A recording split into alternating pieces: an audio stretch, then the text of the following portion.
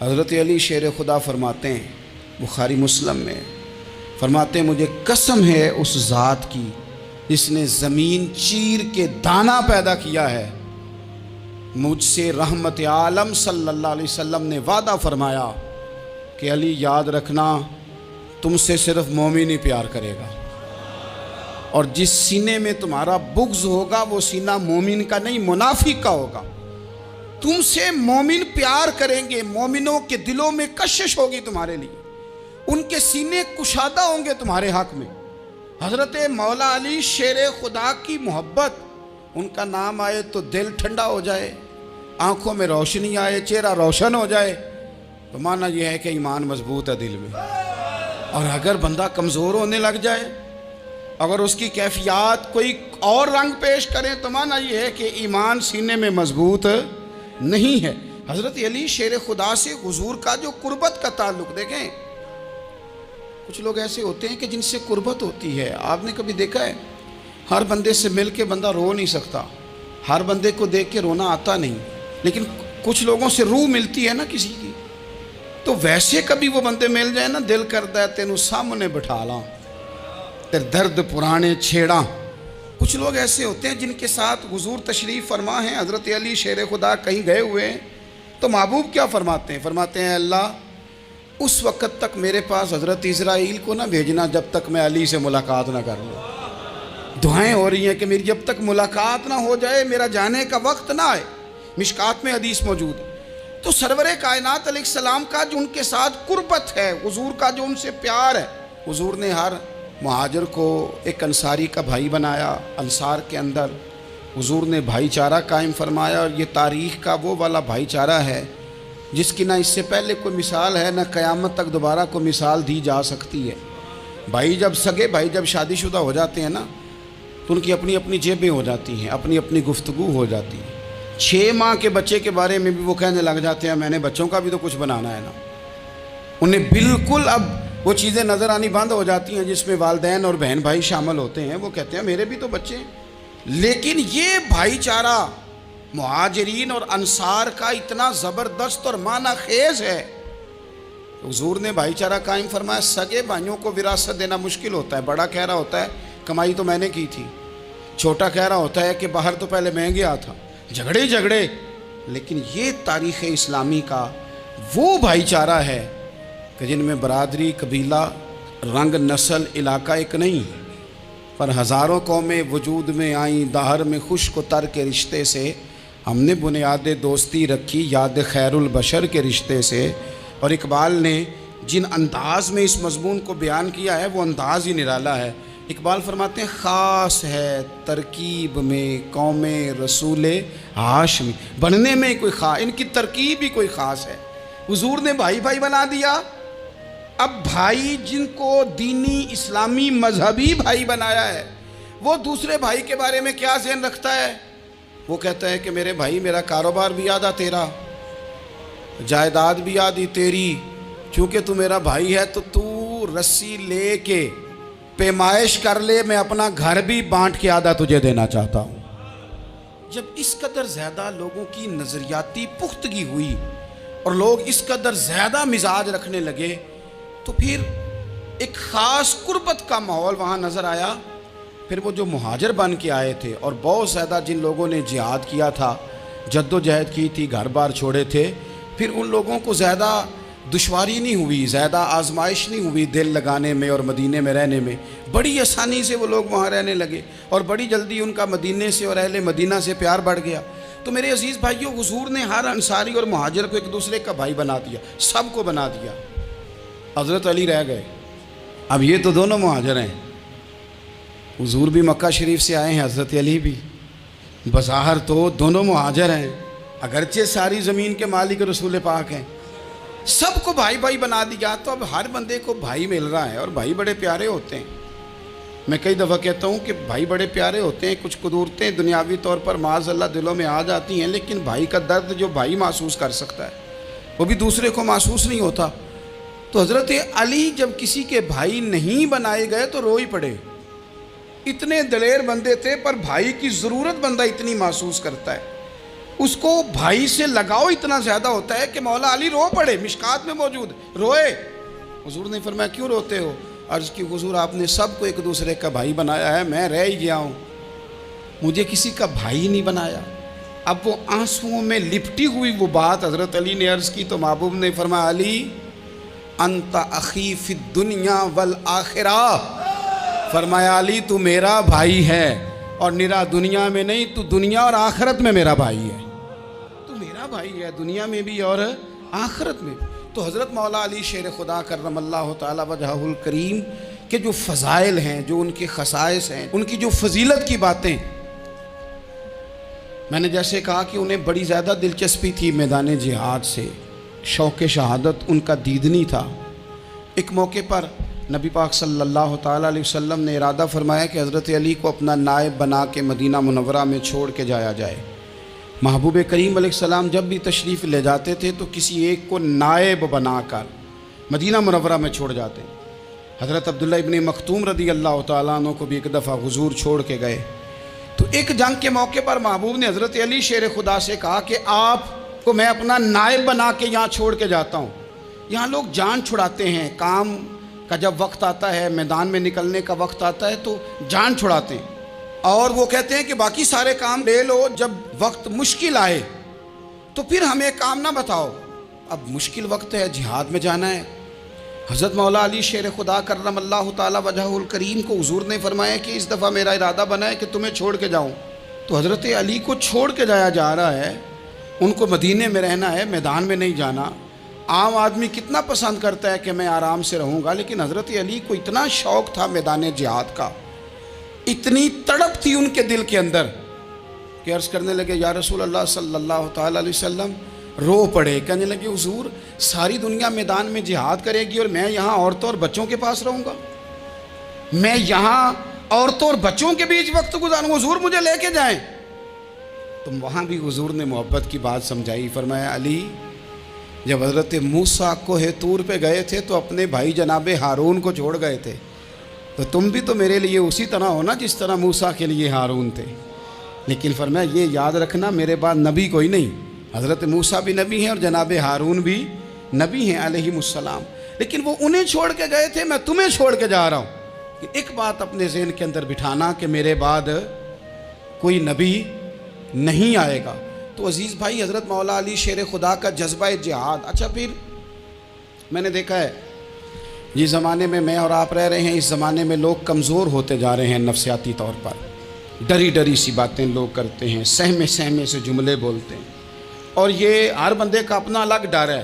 دانشوروں نے لکھا ہے کہ غریب آدمی کا ڈر تھوڑا ہوتا ہے اور جو اونچے عہدے پہ چلا جائے اس کا ڈر، یعنی زیادہ ہاتھ اپوزیشن کے نہیں بندے ہوتے، حکومت کے بندے ہوئے ہوتے ہیں۔ لوگوں کو ساتھ لے کے اپوزیشن نے نہیں چلنا ہوتا، حکومت نے چلنا ہوتا ہے۔ تو حکومت میں جب لوگ ہوتے ہیں تو ان کے اندر کمزوری آ جاتی ہے، جب آپ بڑے عہدے پہ چلے جاتے ہیں تو آپ کی مجبوریاں بھی بڑی ہو جاتی، ہر آدمی کہیں نہ کہیں کمزور پڑتا ہے۔ اور ہمارے ہاں تو لوگ ذرا بیمار ہو گئے تو گئے، اور آج کل جو سب سے بڑا مسئلہ ہے وہ یہ ہے کہ لوگ کیا کہیں گے، اور لوگوں نے بڑے بڑے لوگوں کو پاگل کر دیا ہے، بڑے بڑے لوگوں کو۔ ہمارے علماء نے ایک بات لکھی ہے کہ ایک دفعہ نا ایک استاد صاحب سبق پڑھانے کے لیے آئے تو طالب علموں نے ارادہ کیا کہ آج استاد جی کو بیمار کرنا ہے۔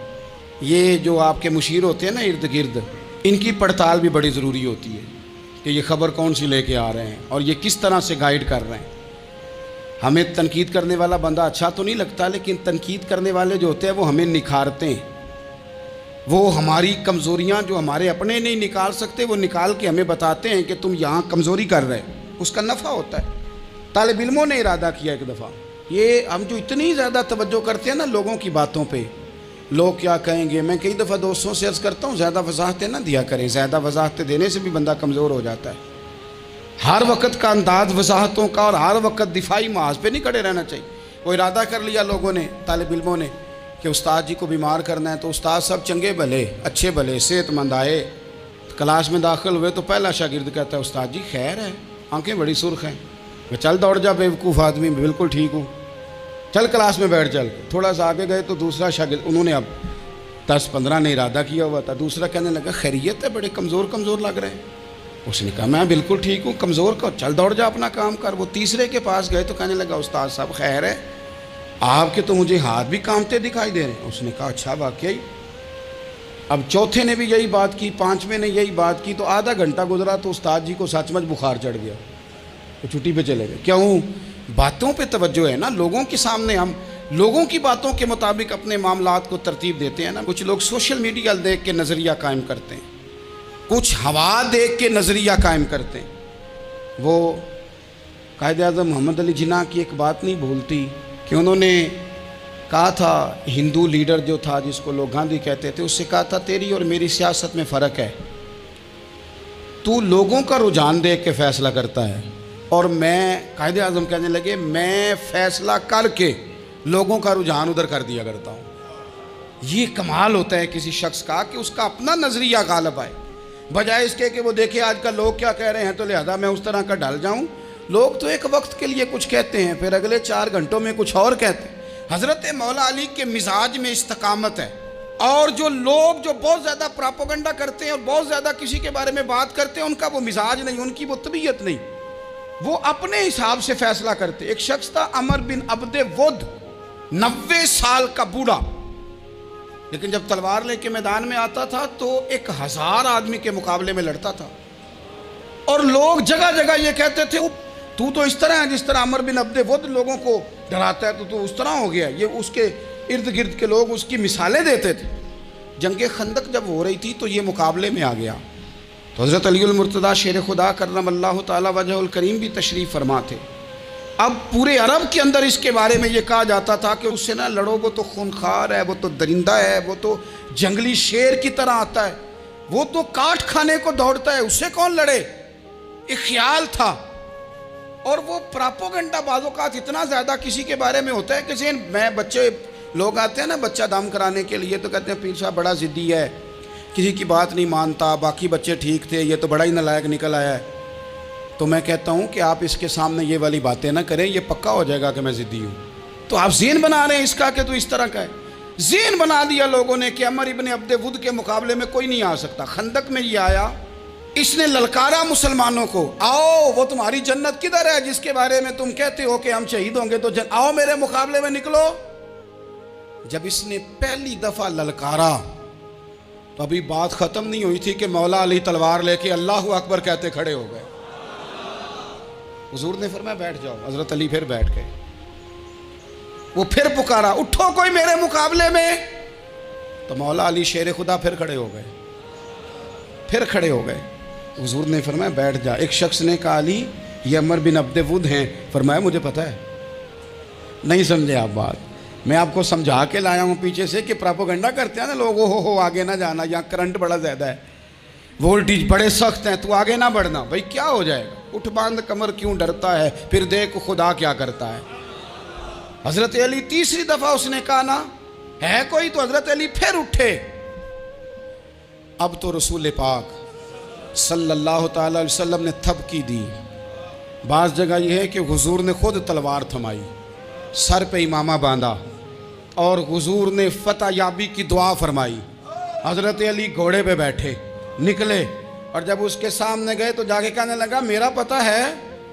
حضرت علی فرمانے لگے تو اپنا چھوڑ، میرا پتہ ہے تجھے، مجھے تو جانتا ہے۔ کہنے لگا میں 1000 کے مقابلے میں اکیلا لڑتا ہوں۔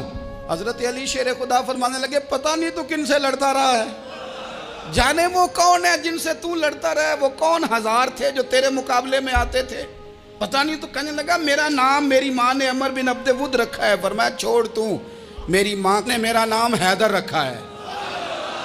کہنے لگا تیری عمر چھوٹی ہے، کوئی بڑا لا۔ فرمانے لگے یہ تو جب پنجے میں پنجہ ملے گا تو پتہ چلے گا عمر کس کی چھوٹی ہے، ابھی تو کہانیوں سے متاثر کرنا چاہتا ہے، تو چاہتا ہے کہ تو پریشر ڈالے اور میں تیری بات سنوں، تو مقابلے میں آ، ڈینگے نہ مار، کہانیاں نہ سنا، دیواریں ہلتی رہتی ہیں اور در کانپ جاتا ہے۔ علی کا نام سن کے اب بھی خیبر کانپ جاتا ہے۔ تو مقابلے میں آ، تو باتیں بنا رہا ہے، کہانیاں سنا رہا ہے۔ وہ کہنے لگا تو بچہ ہے، میں چاہتا نہیں تیرا خون بہاؤں۔ تو حضرت علی کہنے لگے میں بڑے دن سے پریشان ہوں کہ کسی بے ایمان کا خون بہایا کیوں نہیں، میرا بڑا دل کر رہا ہے تیرا خون بہاؤں۔ اس نے بڑی زوردار ضرب لگائی، غصے میں اتنا پاگل ہوا، کیونکہ اس کے بارے میں معروف تھا کہ وحشی مزاج آدمی، اتنا سخت پاگل ہوا غصے میں کہ اس نے اپنے گھوڑے کے پیر کاٹ ڈالے، پہلے تلوار گھوڑے کو دے ماری، اس کو کاٹ کے دوڑا۔ یہ کیوں کرتے تھے لوگ؟ عرب کے لوگ اس وقت یہ کام کرتے تھے کہ ہم نے گھوڑا ہی مار ڈالا ہے تاکہ ہم بھاگ نہ سکیں۔ کہتے ہیں نا کشتیاں جلا دی ہیں کہ اب واپس جانے کا راستہ ہی بند ہو جائے، گھوڑے کے پیر کاٹ ڈالے کہ بھاگنا نہیں، اور بڑی زور سے اس نے ضرب لگائی حضرت علی پر۔ حضرت علی نے جب روکی تو وہ ڈھال ٹوٹ گئی حضرت مولا علی کی، اور آپ کے امامے کو اس کی تلوار بھی لگی۔ آپ نے فرمایا دکھا لیا تو نے زور، اب میری باری ہے۔ حضرت مولا علی شیر خدا کا قد بظاہر چھوٹا تھا، صحابہ کہتے ہیں ہم دور سے دیکھ رہے تھے، اللہ اکبر کہہ کے تھوڑا سا زمین سے وہ اٹھے، تھوڑا سا اٹھے، اور پھر دوبارہ نہیں انہیں تلوار چلانی پڑی، ایک ہی ضرب لگائی اور اس کے 2 ٹکڑے کر کے اسے زمین پہ پھینک دیے۔ تو عزیز دوست، آپ یاد رکھیں گے اس بات کو کہ اپنی زندگی کے اندر مروب ہونا چھوڑ دیں۔ روب میں تاتاریوں نے مسلمانوں کو مروب کر لیا تھا، روب ڈال لیا تھا کہ ہم بہت بڑے لوگ ہیں۔ یہی آج ہمارے ساتھ بہت سارے لوگ کرتے ہیں، دلوں میں روب آ جاتا ہے، امیر رشتہ دار کا، فلانے کا، فلانے کا، پھر وہ جو مرضی کرتا ہے۔ تاتاریوں کی ایک بی بی، وہ کیا کرتی، وہ 9-10 مسلمان نوجوانوں کو سڑک پہ کھڑا کر جاتی، کہتی ادھر کھڑے ہونا، میرے آنے تک ہلنا نہ، جوان ہے لیکن روب ہے نا کہ یہ بڑے وحشی ہیں۔ اکیلی بی بی اندر جاتی، تلوار لے آتی، اور وہ کھڑے ہیں، وہ بھاگے بھی نہیں، اتنا ڈر گئے، ٹانگیں کانپ رہی ہیں، بھاگنے کی بھی جرت نہیں کر رہے۔ تسلی سے گئی ہے، تلوار لے کے آئی ہے، اور اس نے 9 جوان مسلمانوں کے گلے کاٹ دیے۔ اس روب سے نکلیں باہر، نوجوانوں سے کہتا ہوں نکلو۔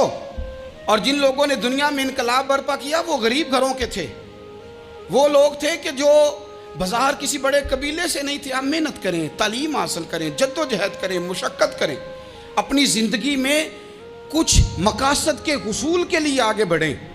اور اگر آپ کہیں کہ دائیں بائیں میرے فلاں آدمی مجھے یہ مشورہ دے رہا ہے، تو کچھ لوگ دنیا میں باتیں کرنے آئے ہیں، انہوں نے باتیں کرنی ہیں اور بڑا فائدہ ہوتا ہے، ان کو باتیں کر لینے دیں، ان کو کرتے رہنے دیں۔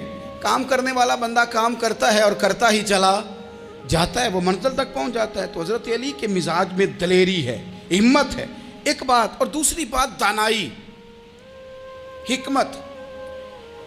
یہ جو ہمارے فیصلے ہیں نا جذباتی، اور جناب آج فلانے نے یہ کہہ دیا تو میرا پروگرام یہ بن گیا، تو پھر کل کسی نے اور کچھ کہہ دیا تو میرا پلان اور بن گیا۔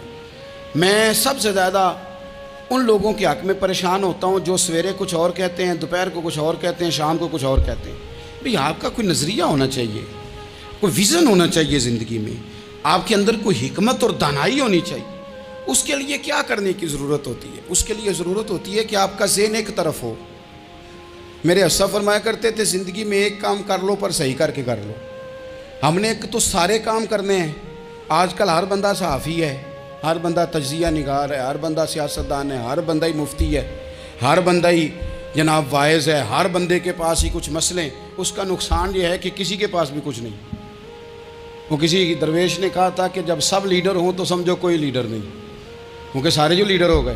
میرے عزیز، ایک طرف ذہن کو رکھیں اور اپنے اس کام میں کمال پیدا کریں۔ حضرت مولا علی شیر خدا کو اللہ نے حکمت دی تھی۔ نبی پاک صلی اللہ تعالی وسلم کے صحابی حضرت عبداللہ ابن مسعود رضی اللہ تعالیٰ عنہ فرماتے ہیں، امام ابو نعیم نے لکھا ہے کہ حضرت عبداللہ ابن مسعود فرماتے ہیں نبی پاک صلی اللہ علیہ وسلم نے فرمایا اگر حکمت کے 10 حصے کیے جائیں نا، دانائی کے 10 حصے کیے جائیں، تو اس میں سے 9 حصے اللہ تعالیٰ نے حضرت علی کو عطا فرمائے ہیں، اور ایک حصہ باقی لوگوں کو ملا ہے۔ دانا تھے، معاملہ فہم تھے۔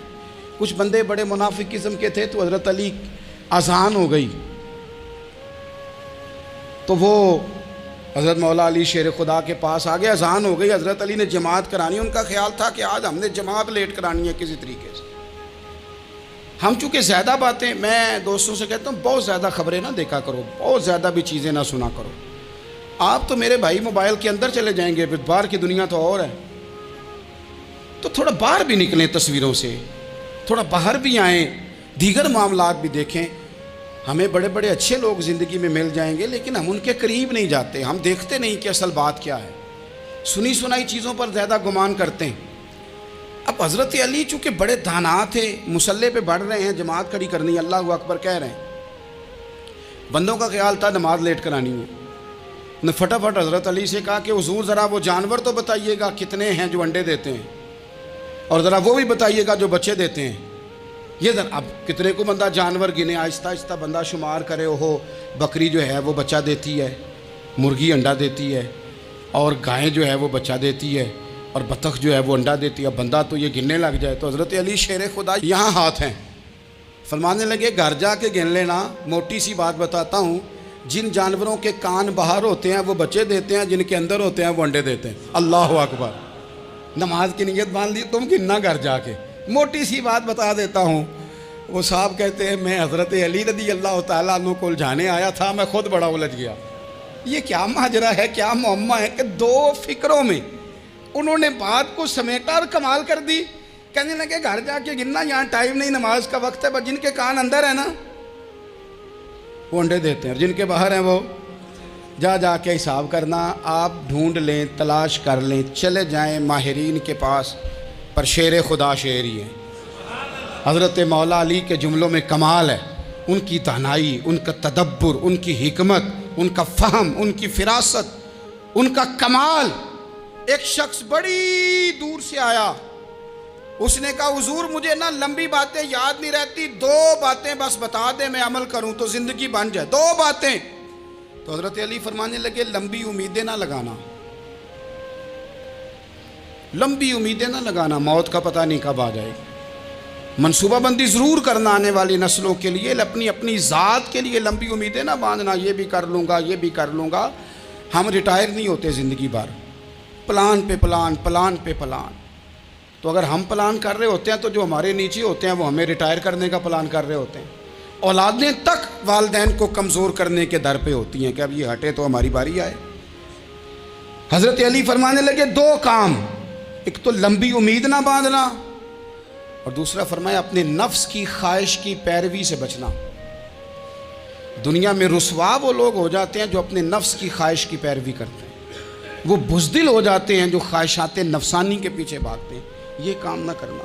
تو دانائی اللہ تعالیٰ نے